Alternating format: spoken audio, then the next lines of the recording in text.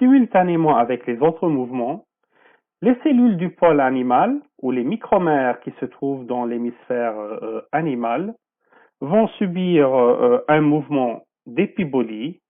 Ces mouvements d'épibolie vont aboutir à l'étalement de l'ectoderme présomptif, qui est en bleu ici. Cet ectoderme présomptif ou ces territoires de l'ectoderme présomptif vont alors être étalés à la surface de tout l'embryon qu'on voit ici en bleu pour former l'ectoblaste de l'embryon. Pour avoir une vision de l'ensemble des mouvements d'épibolie qui vont aboutir à la mise en place de l'ectoderme durant la gastrulation, regardons cette figure qui montre des diagrammes avec des vues externes de l'embryon durant la gastrulation, ainsi que des diagrammes avec des coupes sagittales de l'embryon durant la gastrulation. Les différents territoires présomptifs sont représentés par différentes couleurs. Notez qu'au stade blastula, on voit avec une vue externe seulement le futur ectoderme en bleu et l'endoderme présomptif donc en jaune. Pour voir le mésoderme, il faut une coupe sagittale. Le mésoderme, il est dans la zone marginale qui est une couche un peu plus profonde que les cellules qui se trouvent à la surface. On va regarder seulement les mouvements d'épibolie. Donc, ces mouvements d'épibolie qui se déroulent durant la gastrulation dans la coupe sagittale, les voilà au niveau, les voilà ces deux flèches dans la zone de couleur bleue qui est la zone de l'ectoderme présomptif et surtout au niveau du pôle animal. Donc, ce sont les micromères du pôle animal qui subissent ce type de mouvement. Les voilà à la surface d'une vue externe de l'embryon. Donc, comment ça progresse les mouvements d'épibolie et comment l'ectoderme il a réussi à englober tout l'embryon. La même chose est vue avec les coupes sagittales. Voilà, il était la couleur bleue qui était limitée au début et qui se répand petit à petit et s'étend pour couvrir la totalité de l'embryon en laissant juste ici le bouchon vitellin qui sera par la suite une fente blastoporale. Et je vous rappelle de cette figure. Donc voilà, on a parlé du bouchon vitellin qui est internalisé, les macromères qui s'internalisent par invagination. Mais qu'est-ce qui prend leur place à l'extérieur? Ce sont les macromères qui subissent ces mouvements d'épibolie. Donc là, on a des cellules qui vont se diriger de l'extérieur pour occuper cette place et il ne reste alors qu'une simple ou petite fente blastoporale qui est l'ouverture et rappelez-vous, ce sera la région du futur, la région ou la future région anale chez l'embryon. Comme résultat de la gastrulation, on a un embryon sphérique nommé gastrula et qui est couverte par des cellules pigmentées. Rappelons-nous, au niveau du pôle animal, on a des micromères riches en pigmentation. Donc, ce territoire, au cours de la gastrulation et par des mouvements d'épibolie, il va s'étaler pour couvrir la surface de l'embryon. Et comme résultat, la gastrula aura sa surface couverte donc par l'ectoderme, et cet ectoderme qui contient une quantité importante de cellules pigmentées. Donc, la surface de la gastrula sera formée par des cellules pigmentées, à l'exception bien sûr de la fente blastoporale qui persiste et qui ne sera pas couverte par ces cellules pigmentées.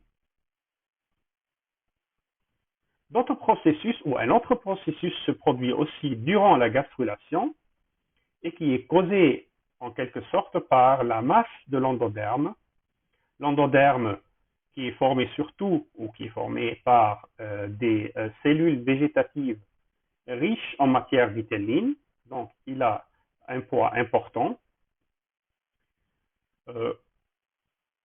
Au stade blastula, comme on voit sur cette coupe sagittale de la blastula, on a l'endoderme qui est plutôt en position postérieure. Rappelez-vous l'axe antéro-postérieur au pôle animal, pôle végétatif.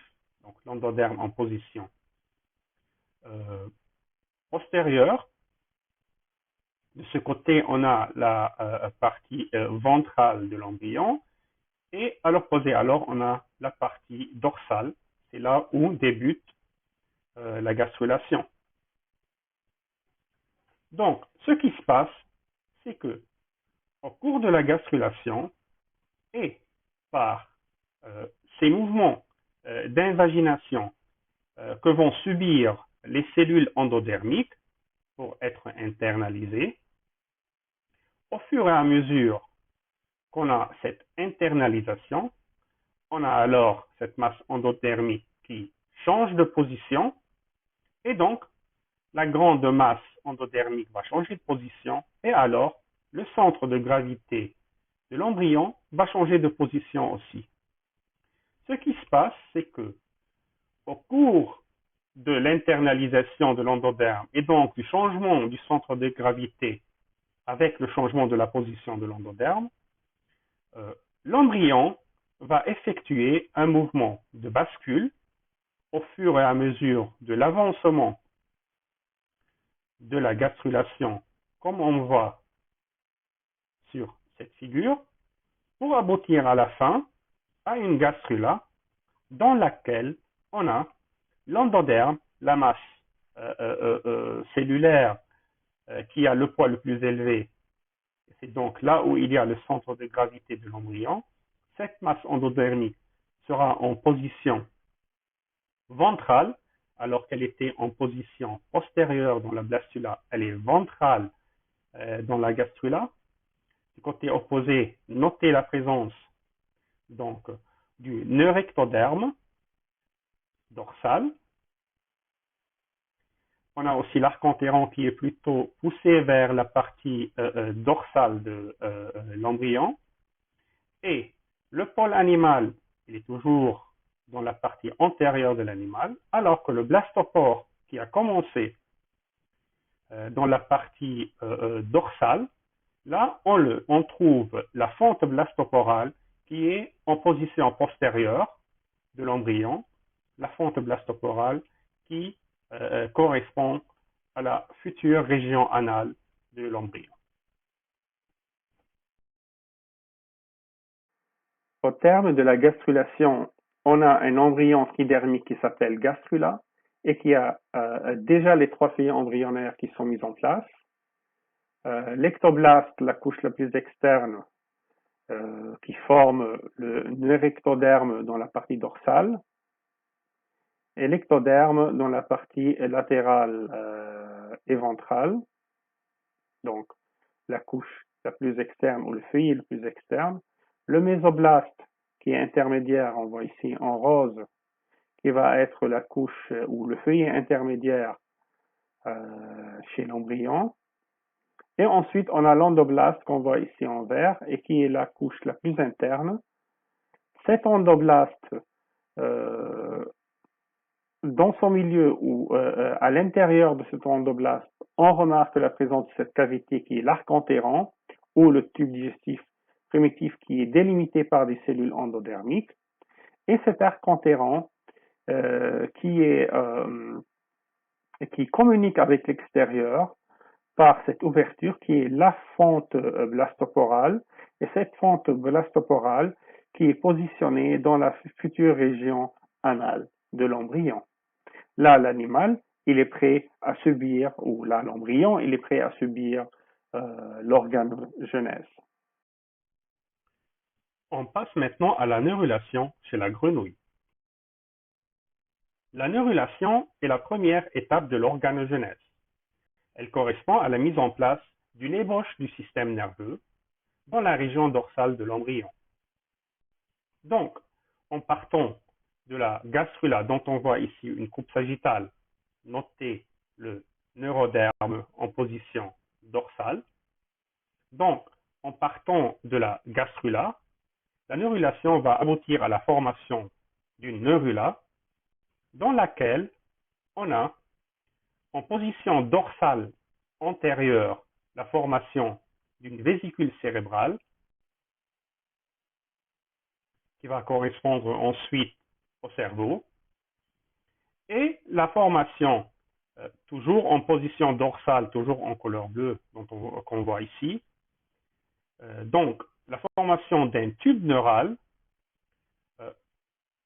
suite ou comme continuité de la vésicule cérébrale, le tube neural sera alors en position troncale et caudale de la partie dorsale de l'embryon. Ces parties sont observables aussi avec une vue externe latérale de la neurula.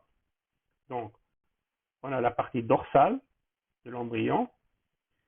On a la partie dorsale antérieure qui correspond à la vésicule cérébrale, le futur cerveau, et le tube neural qui correspondra ensuite à la moelle épinière. En plus de la mise en place d'une ébauche du système nerveux, la neurulation, ou durant la neurulation, on peut retrouver aussi autres processus, comme par exemple des réarrangements internes qui vont conduire à une régionalisation du mésoderme et de l'endoderme, comme on verra dans la suite. Comment se déroule cette neurulation? À partir d'une gastrula, et suite à des mouvements mésodermiques et ectodermiques, il y aura un épaississement et un aplatissement du neurectoderme ou neuroderme, la partie qui est en couleur bleue ici. Ceci va conduire alors à la formation d'une plaque neurale à ce niveau de l'embryon. L'embryon, à ce stade, va alors s'appeler neurula en stade plaque neurale, c'est-à-dire qu'on a la formation de la plaque neurale. La plaque neurale, elle n'est pas trop claire ici. On a besoin d'une coupe transversale de l'embryon pour la voir clairement. Donc voici une coupe transversale de l'embryon au stade plaque neurale. Une coupe transversale qui est effectuée au niveau de ce plan AB, le plan qui est ici en tireté ou en pointillé.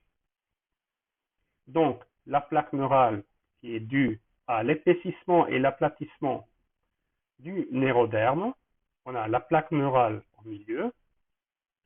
Et si on regarde les bords de cette plaque neurale, on voit que ces bords se soulèvent pour former des renflements de part et d'autre de la plaque neurale.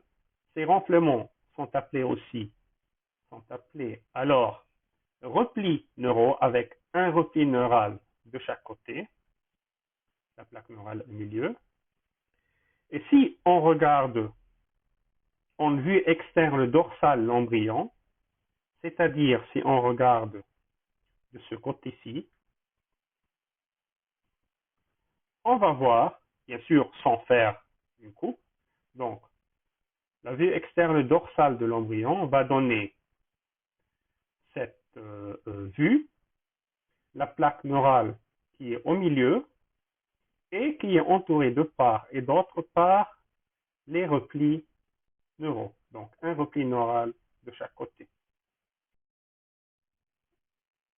Par la suite, les bords de la plaque neurale ou les replis neuraux vont continuer à se soulever et à s'épaissir pour former les bourrelets neuraux, un bourrelet neural de chaque côté. Ces bourrelets neuraux vont continuer à s'élever et convergent vers le plan médian. Donc, on a le rapprochement des bourrelets neuraux. En même temps qu'on a ce rapprochement des bourrelets neuraux, on a aussi une incurvation de la plaque neurale, donc la plaque neurale qui était plutôt plate elle va s'incurver pour former cette gouttière neurale et on arrive alors au stade neurula, gouttière neurale. Ici, il faut faire attention, le rapprochement des bourrelets neuraux et leur convergence donc vers le plan médian ne se fait pas à la même vitesse tout au long de la partie dorsale de l'embryon. En fait, cette convergence vers le plan médian des bourrelets, elle est plus rapide dans la région postérieure et plus lente dans la région antérieure de l'embryon. Donc, elle est plus rapide postérieurement. Donc, si on regarde l'évolution de la neurulation et du rapprochement des bourrelets neuraux avec une vue externe dorsale, on commence alors avec le stade plaque neurale qui correspond à la formation de la plaque neurale et le soulèvement des replis neuraux de part et d'autre de la plaque neurale. Ces replis neuraux vont continuer à se soulever et à s'épaissir pour former les bourrelets neuraux de part et d'autre de la plaque neurale qui deviendra alors une gouttière neurale. Ensuite, ces bourrelets neuraux vont converger vers le plan médian, c'est-à-dire les bourrelets neuraux vont converger dans ce sens-là pour s'approcher l'un de l'autre. Et là, faisons attention que cette convergence, elle est plus rapide dans la région postérieure que dans la région antérieure. Donc, on va voir qu'on a les bourrelets qui s'approchent l'un de l'autre plus rapidement dans la partie postérieure et qu'ils restent plus loin l'un de l'autre qui restent loin l'un de l'autre dans la partie antérieure. Dans la partie antérieure, ils s'approchent aussi l'un de l'autre, mais lentement. Ce mouvement ou cette différence de vitesse de convergence des bourrelets neuraux vers le plan médian entre la partie postérieure plus rapide et la partie antérieure plus lente, elle va conduire à la formation de ce qu'on appelle raquette de tennis et qui a la forme d'une raquette de tennis. Donc, la gouttière neurale aura la forme dorsalement d'une raquette de tennis et c'est le stade en raquette de la neurula avec, si on regarde donc ce stade-là sur cette figure, on va voir les deux bourrelets neuraux qui sont très proches dans la partie postérieure de l'embryon, région troncale de l'embryon et la partie postérieure de l'embryon, et ces deux bords qui ne sont pas encore très proches dans la partie antérieure de l'embryon, donc stade en raquette. Et alors, cette région, c'est la région qui formera dans la suite la région céphalique de l'embryon. C'est là où va se former la vésicule cérébrale qu'on a vue au début de la neurulation, à ce niveau-là.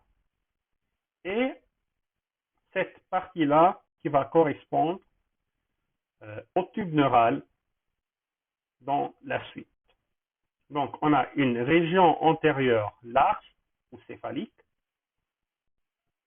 une région antérieure ou céphalique qui est large et une région troncale et postérieure qui est étroite et qui formera donc le tube neural et la vésicule neurale.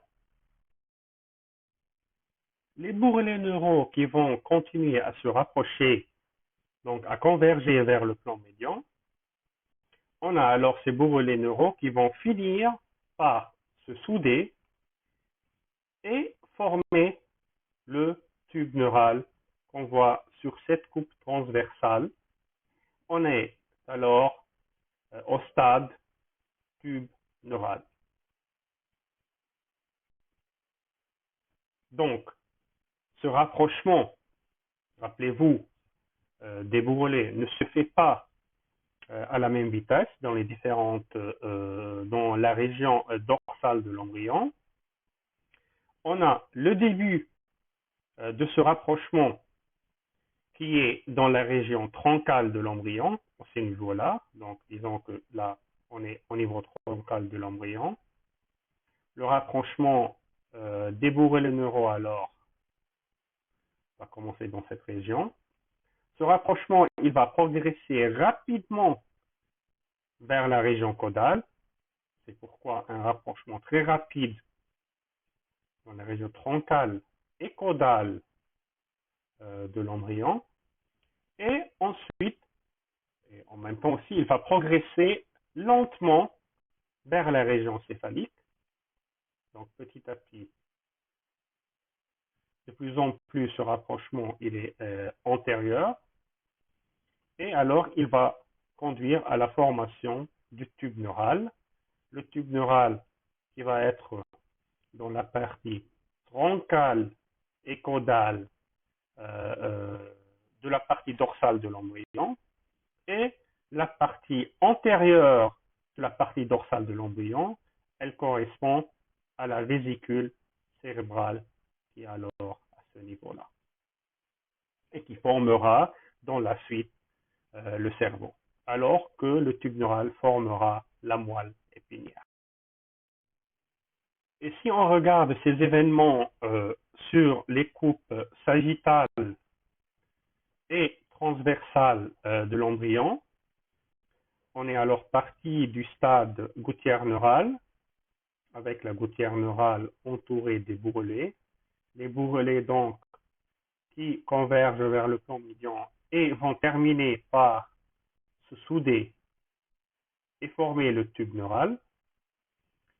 Donc, le tube neural qu'on voit ici sur une coupe, sur la coupe transversale, si on regarde la coupe sagittale du stade tube neural, on verra que les bourrelets neuraux forment un tube neural étroit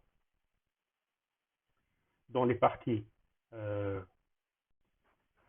troncale et caudale de l'embryon, donc là où la vitesse de progression de la soudure ou des rapprochements était rapide, alors que la partie antérieure de la région dorsale, elle correspond donc à la vésicule cérébrale qui est plus large bien sûr que le tube neural, et ceci est dû à la différence de vitesse de convergence des bourrelets neuraux qui est plus rapide vers le côté caudal ou postérieur que vers le côté antérieur ou céphalique de l'embryon. Bien sûr, n'oubliez pas, tout ça se déroule au niveau de la région dorsale de l'embryon.